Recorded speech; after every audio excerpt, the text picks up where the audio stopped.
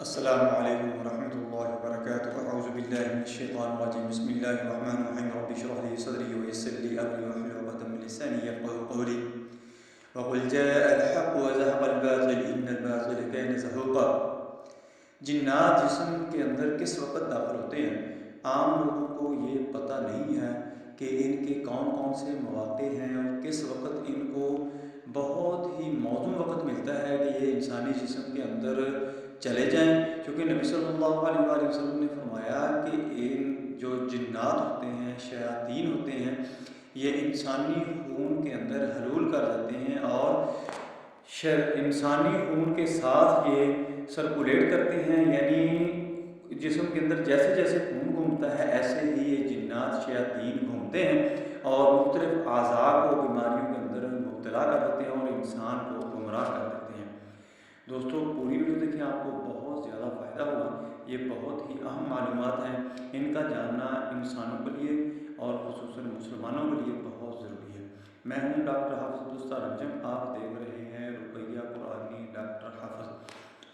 آج میرا جو موضوع ہے وہ ہے جنات جسم کے اندر کس وقت داخل ہوتے ہیں، انسانی باڈی کے اندر جنات کب آتے ہیں۔ دوستو جب انسان بہت غصے کے اندر ہوتا ہے تو اس وقت جنات کے لیے انسانی جسم کے اندر داخل ہونا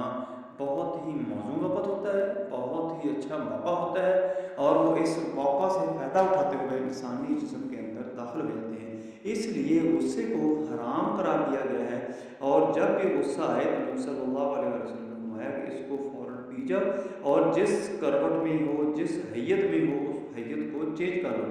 یعنی اگر آپ کھڑے ہیں تو بیٹھ جاؤ، بیٹھے ہیں تو لیٹ جاؤ اور پانی پی لو، جس سے آپ کا غصہ کافور ہو جائے گا، یعنی ختم ہو جائے گا۔ دوسرا موقع ان کے لیے ہوتا ہے کہ جب آپ کا پر شہوانی غلبات غالب ہوتے ہیں اور غلط شہوانی غلبات ہوتے ہیں،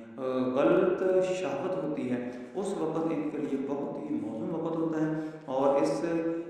وقت کا وہ فائدہ اٹھاتے ہوئے وہ انسانی جسم کے اندر داخل ہو جاتے ہیں اور جتنے بھی وظائف وہ بندہ کر رہا ہو وظائف کام نہیں کرتے، یہ انسانی جسم کے اندر داخل ہو کر اسی طرح خون کے اندر حلول کر جاتے ہیں اور خون کی گردش کے ساتھ ساتھ جسم کے اندر گھومنا شروع کر دیتے ہیں اور اپنا کام کرتے ہیں، انسان کے اوپر اپنے اثرات چھوڑتے ہیں، گمراہ کرتے ہیں اور مختلف بیماریاں پیدا کرتے ہیں۔ تیسرا، جب انسان رنج اور غم کی حالت میں ہوتا ہے تو اس وقت یہ ان کے لیے بہت ہی اہم وقت موزوں وقت ہوتا ہے، اس وقت یہ جسم کے اندر داخل ہو جاتے ہیں۔ آپ نے اکثر دیکھا ہوگا کہ جب گھر میں کوئی فوتگی ہو جاتی ہے تو اچانک بچوں کو، چھوٹے بچے کو دورے پڑنے شروع ہو جاتے ہیں، بچے بہت بے تحاشا ہونا شروع کر دیتے ہیں، جیسے ان کو کوئی جھلک ہو گئی ہو، کوئی چیزیں نظر آ گئی۔ اس وقت یہی ہوتا ہے کہ جنات جو ہوتے ہیں وہ ان کے جسم کے اندر داخل ہو جاتے ہیں یا ان کو نظر آ جاتے ہیں، جس کی وجہ سے بچہ ڈر کر بہت خوفزدہ ہو جاتا ہے اور رونا شروع کر دیتا ہے۔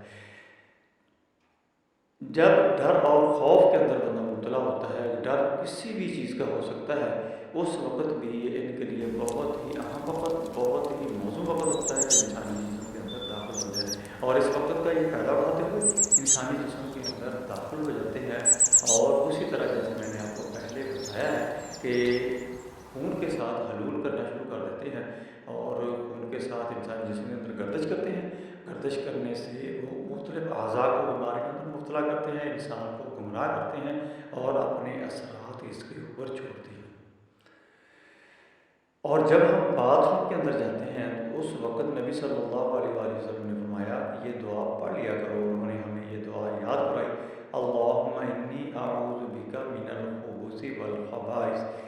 جو لوگ باتھ روم جاتے وقت یہ دعا نہیں پڑھتے تو باتھ روم کے اندر اکثر جنات ہوتے ہیں جو انسانی جسم کے اندر داخل ہو جاتے ہیں، کیونکہ جب باتھ روم میں انسان جاتا ہے، اکثر لوگ جاتے ہیں تو اس وقت وہ کافی تفکرات میں اور کافی رنج و غم میں، کافی سوچوں میں پڑ جاتے ہیں۔ یہ ان کے لیے بہت ہی اہم وقت اور موزوں وقت ہوتا ہے تو وہ انسانی جسم کے اندر داخل ہو جاتے ہیں۔